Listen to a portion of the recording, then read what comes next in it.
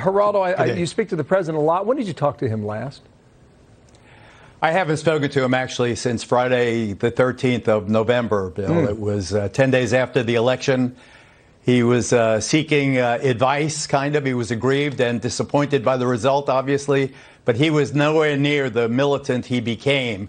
I think the Attorney General is exactly right, Bill. Donald Trump incited that grotesque attack on the Capitol building yesterday. He bears responsibility. As his friend, I'm deeply ashamed for him and for all of us. I think that what happened was appalling. Ultimately, the 4 people who died, that blood is on the hands of the president and Don Jr. and Rudy Giuliani and all those who helped inspire and excite that mob and sent them to the Capitol building as if it was a scene from Les Mis. It's something I will never forget. The nation will never forget. This is a deep scar. And I think the president now owes it to history and to the American people to try to calm things down. I think Attorney General Barr is exactly right. This is the time now. The president must man up. He lost this election. It's over. Now he has to help calm this country before it really spins out of control. Yesterday was just a preview of what could happen. And for goodness sake, we have to have the courage to talk to our friends and say, listen, we speak to you out of love, Mr. President. What you are doing now is destructive. Calm down. This is reckless narcissism. This is well, cannot be. We cannot abide this. He has 13 days to make it public to get the house in order, so to speak. Leo, go ahead. How dare you, Geraldo? I mean, that sounds like Democratic talking points. Bill, I heard you talk to Debbie Dingell. All Donald Trump said yesterday was go down to the Capitol building. And then you heard Debbie Dingell talking about he's going. No, let me finish. I listened to the Democratic Kool-Aid. You heard Joe Biden today, Muriel Bowser. They are using this for Democratic talking points.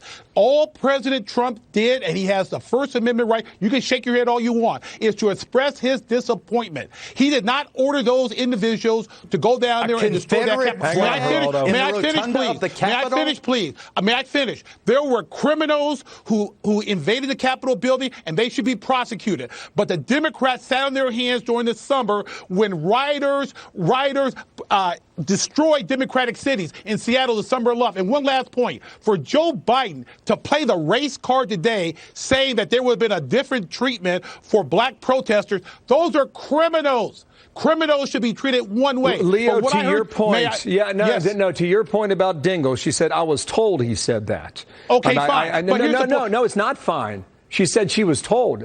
Storming the Capitol never came out of his mouth. That was the point. That was the reason for the follow-ups. Go. It never came. Bill, when you say go down there, you say to that crowd, go down there. And Don Jr. says, go down there. Let's go. And Rudy Giuliani says, come on. What the hell do you think is going to happen when they get there? You can't prosecute anybody for that. Party there? You cannot prosecute anyone. Look, you're a lawyer. I'm a lawyer. When you light the fuse on a stick of dynamite and it blows up, it is your responsibility. You light the fuse and it blows up, it's your responsibility. If I say go down to the Capitol, I pray to God the president is not listening. G-Man, hang on. Leo, continue.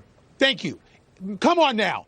I'm a lawyer for 30 years. If you go down and say, go down to the Capitol building and express your disappointment, that is not a criminal act. And you know that, Geraldo, and the nation knows that. What those people did, go inside the building, damage the property, that is criminal activity. Donald Trump never recommended, suggested, or told those people to go in and break and enter the Capitol. Gentlemen, here is what we know. We're going to bring the temperature down just a touch here, okay?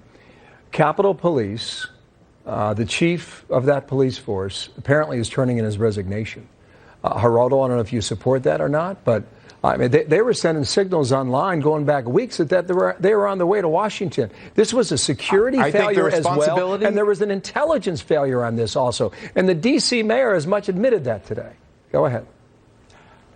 As much as I believe the responsibility is ultimately in the president's hands and that the blood of those 4 people is on his hands, I think that it would have taken a rookie cop to understand when you bring hundreds of thousands of angry people together, you need to beef up your police force. You need to protect the Capitol of the United States of America. I'm not sure if they knew the Capitol was going to be targeted by the president and by his son and by his lawyer. Gosh. Well, we do know that's very offensive. Washington has protests 12 months out of the year, sometimes 100,000 people at a time. This is a city that is used to seeing crowds, and they weren't prepped. Leo, go ahead, wrap it up. Oh yeah, let me just. Yeah, I mean, this is unbelievable. You're putting the responsibility of hundreds of thousands of people on the shoulders of Donald Trump because he disagrees with the process. Yes, I am. That's wrong. And he's that's my not friend, a criminal. and I love him. Thank you for admitting that. Let me finish my point. And then Muriel Bowser, Bill, goes, I mean, last year, she opened the door to Black Lives Matter and let them destroy the city without prosecution. And she goes on with talking points again, attacking the president, blaming him for what happened yesterday. Well, Donald Trump did not cause that.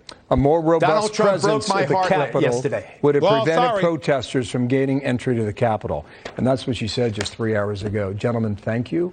I appreciate you coming on today. It's a tough time. Thanks, Bill. To Geraldo and Leo, thank you.